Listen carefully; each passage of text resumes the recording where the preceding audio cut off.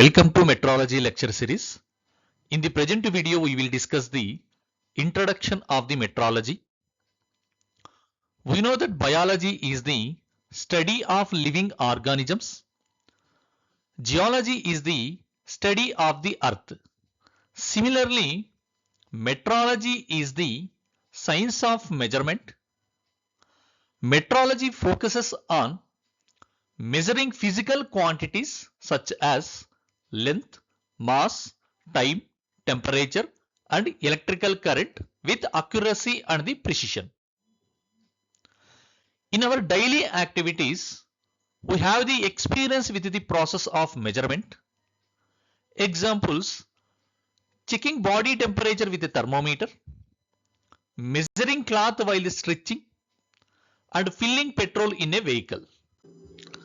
Let's see the process of measurement. The sequence of operations necessary for the execution of measurement is called as the process of measurement.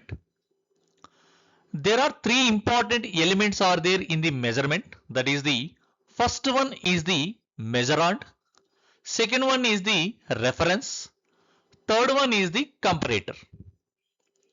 Measurand is the physical quantity or property like length, angle, diameter, thickness, etc. So is to be measured. We are calling as the measurand. Reference is the physical quantity or property to which quantitative comparisons are made. And third one is the comparator. It is the means of comparing measurand with some reference. Let's see the one example. Measuring the length of the mild steel flat. In the measuring of the length of the mild steel flat, first place a steel rule along the flat surface. Then carefully align the zero mark of the rule with one end of the mild steel flat. Third one is the finally looks at the other end of the flat and reads the measurement by comparing it with the marking on the rule. In this example, length of the mild steel flat is called as the measurand. We know that measurand is the quantity to be measured. So in this example, length of the MS flat is the measurand. And next, steel rule is the reference. We know that one the reference as the standard for comparison. Here we are comparing the standard length with the help of the steel rule. So steel rule is the reference. And the I works as the comparator. We know that comparator is the compares the flat length with the marking on the rule. Here we are comparing with the naked eye. So I as the comparator. So these are the three elements in the measuring process. Next we have to discuss about the metrology activities. First one is the units of measurement and their standards, which is concerned with the establishment, reproduction, conservation and transfer of unit of measurement and their standard. So first activity of the metrology is, so here units of measurement and their standards and establishment of the standards and reproduction, conservation and transfer of the units of measurement and their standards. Second activity is the method of measurement based on the agreed units and standards. Third one is the errors of measurement. So fourth activity is the measuring instruments and devices. Fifth activity is the accuracy of measuring instruments and their care. And sixth one is the industrial inspection and its various techniques. Next activity is the design, manufacturing and testing of the gauges of all the kinds. Next we will discuss the main branches of metrology. First one is the scientific metrology. Second one is the industrial metrology. Third one is the legal metrology. So first I have to look for the scientific metrology. So scientific metrology deals with the development, maintenance and improvement of the measurement standards. So scientific metrology mainly focus on the defining the measurement units, developing the highly accurate measurement standards, establishing the national and international reference standards, ensuring the uniformity of measurements worldwide, and conducting the advanced research to improve measurement accuracy. So next we have to look for the industrial metrology. Industrial metrology deals with the application of measurement science to manufacturing process and their use in the society. So industrial metrology ensure that the suitability of measurement instruments, their calibration and quality control of the product. Moreover, industrial metrology emphasis in the area of metrology is on the measurement themselves and traceability of the calibration of the measurement devices to ensure the confidence in the measurements. Next we have to look for the legal metrology. Legal metrology is controlled and supervised by a national organization known as the National Service of Legal Metrology. So legal metrology also works in coordination with several international organizations whose main objective is to ensure uniform and standardized measurements across the world. So main functions of the National Service of Legal Metrology is the first one is to preserve and maintain the national standards of measurement. Second thing is the to ensure their accuracy by regularly comparing them with international standards. And third one is the to maintain and if necessary improve the accuracy of secondary standards used within the country by comparing them with national standard and conduct the scientific and technical research in all areas of metrology and measurement methods. Moreover, so another objective is the to cooperate and participate in the activities of the other national organization related to the metrology.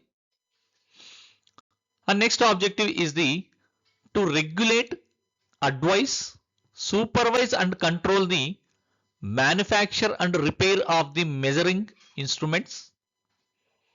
And next one, to inspect the use of the measuring instruments and measurement practices, especially those covered under public regulation or legal control. And also detect the frauds of measurement and to organize training in legal metrology. Moreover, to represent the country in international activities regarding the metrology. So these are the objectives of the legal metrology. So next we have to see the overall objectives of the metrology. So first objective is the through evaluation of newly developed products to ensure that component designed are within the process and measuring instrument capable available in the plant. And second objective is the to determine the process capabilities and to ensure that these are better than the specified component tolerances. And next objective to determine the measuring instrument capabilities and ensure that these are adequate for their respective measurements. And next one is the to minimize the cost of inspection by efficient and effective use of the available facilities and to reduce the cost of rejections and rework through application of statistical quality control techniques. And next objective is the standardization of the methods. So this is achieved by laying down inspection methods for any product right at the time when production technology is prepared. And next objective is the maintenance of the accuracy of measurements. So this is achieved by periodic calibration of the measurements. And final objective of the metrology is the preparation of designs for all the gauges and especially for the special inspection fixtures. Next we will discuss the methods of measurement. So first method is the direct method. The name only indicating direct method. In the direct measurement method, the value of a quantity is measured by directly comparing it with a standard scale. So in the simple words, we read the value directly from the measuring instrument. Common instruments used in the direct method are the scale, vernier calipers, micrometer and the bevel protractor. So these are all the common instruments using in the direct method. This method is widely used in the workshops and production industries because it is quick and simple. However, there is always a small difference between the actual value and the measured value. So this error will be happens due to the human limitations and the instrument limitations.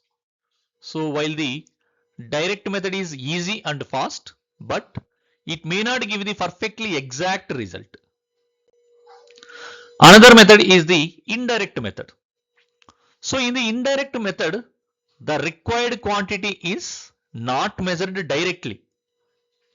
So instead of the direct, we have to measure some other relative quantities and use a mathematical formula or relationship to calculate the required value.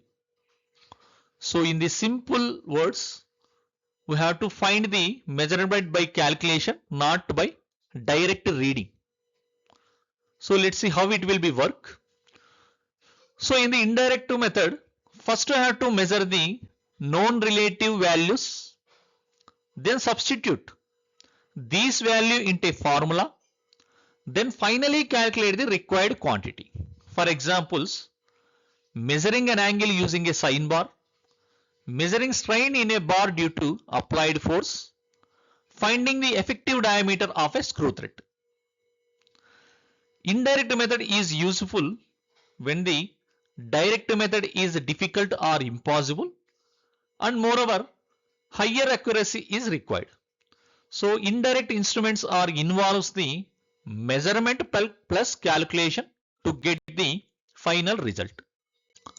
Next we will discuss the fundamental or absolute method. In the fundamental or absolute method, a quantity is measured based on the basic physical quantities that defined it. So in the simple words, we measure the quantity using its basic definition and fundamental units. So let's see one example. Measuring the force using its definition. So we know that force equal to the mass into acceleration. Here mass into acceleration are measured and force is determined according to its definition. So this method is highly accurate and this method is mainly used in standard laboratories and research work. It is not commonly used in production due to the complexity. Next we look for the comparative method. In the comparative method, the quantity to be measured is compared with a known standard value. Instead of measuring the exact value directly, we compare the workpiece with a master gauge and note the difference from it. So for examples, comparators and the dial indicators. So let's see how it will be work. A standard or master gauge with a known correct value is used and the workpiece is compared with this standard, then only the difference is measured and recorded. So advantages of this method is the high accuracy and suitable for the mass production because of the quick inspection of the parts. Next we have to look for the transposition method. In the transposition method, the measurement is done by direct comparison and balancing. So let's see how it will be work. First unknown quantity capital V is balanced with a known value of capital X of the same quantity. Next positions are exchanged. So known value capital X is replaced and the unknown quantity capital V is balanced again using the another known value capital Y. If the balance condition is satisfied in the both cases, then capital V equal to the square root of capital X into capital Y, which means unknown quantity is equal to the geometric mean of the known quantities, that is capital X and capital Y. So let's see the example of the transposition method. The most common example is the determination of mass using a physical balance. First balance the unknown mass with standard weight.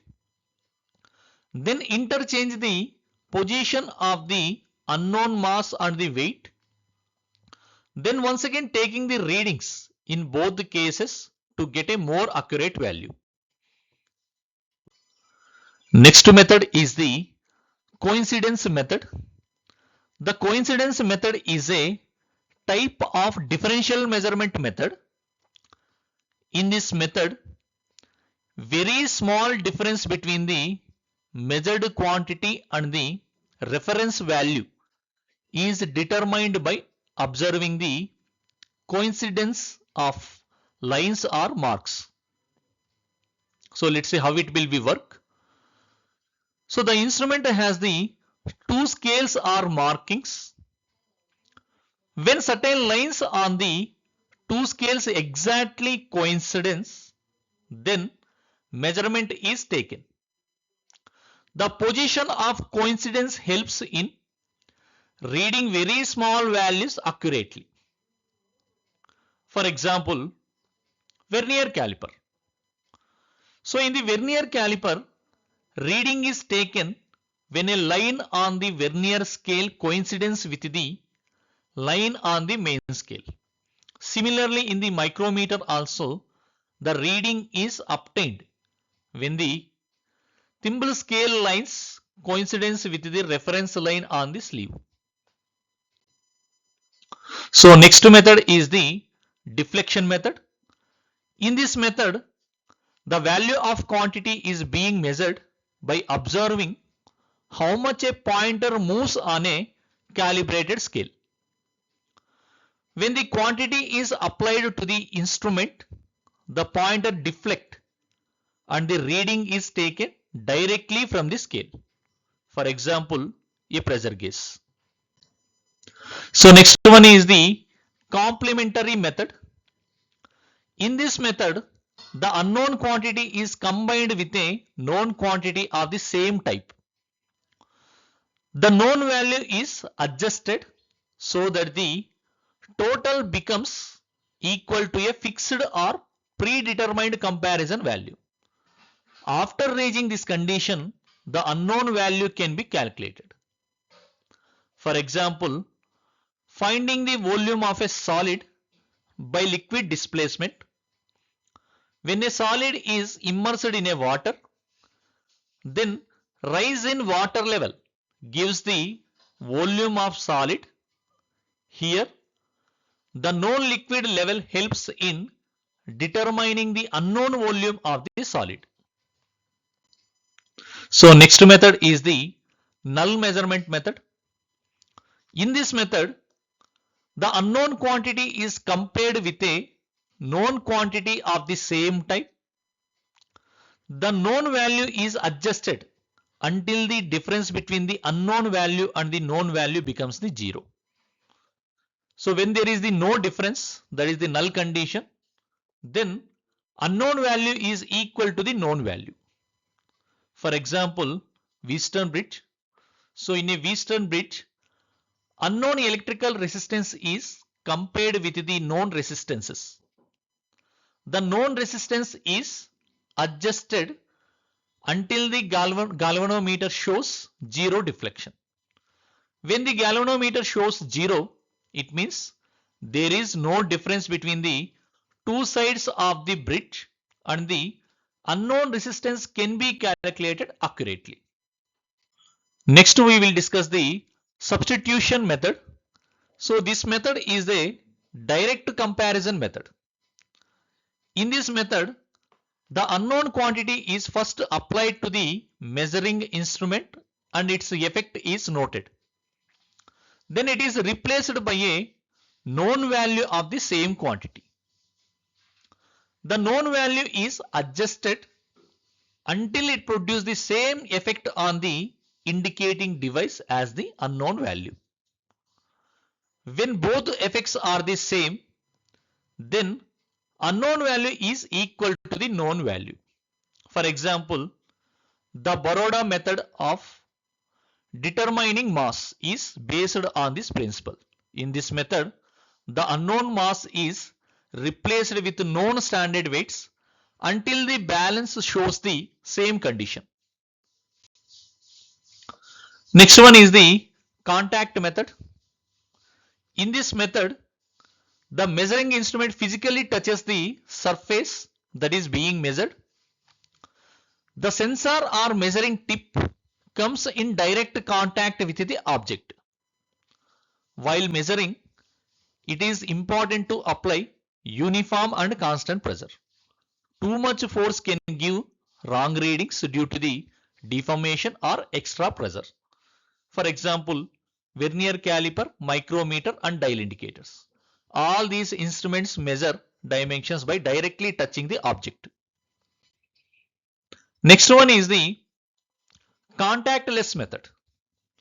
As the name suggests that in this method, measuring instrument does not touch the surface of the object. So the measurement is done using the light, optics or other non-contact techniques. Since there is no physical contact, so there is no risk of damage or deformation of the object. For example, optical instruments, tool makers microscope, profile projectors. All these instruments measure the dimensions without physically touching the object. Next we will discuss the last method, that is the composite method. In this method, the entire shape of a component is checked at once by comparing it with its maximum and minimum tolerance limits.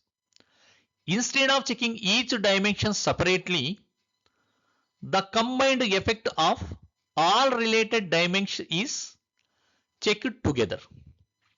So this method is very useful to ensure the interchangeability, which is meaning that one part can be easily fit with another similar part.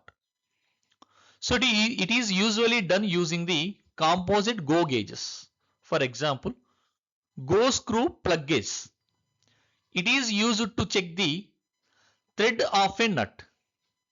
If the go gauge fits properly, it means the thread dimensions are within the allowed tolerance limits. So this is the introduction part of the metrology, and thank you.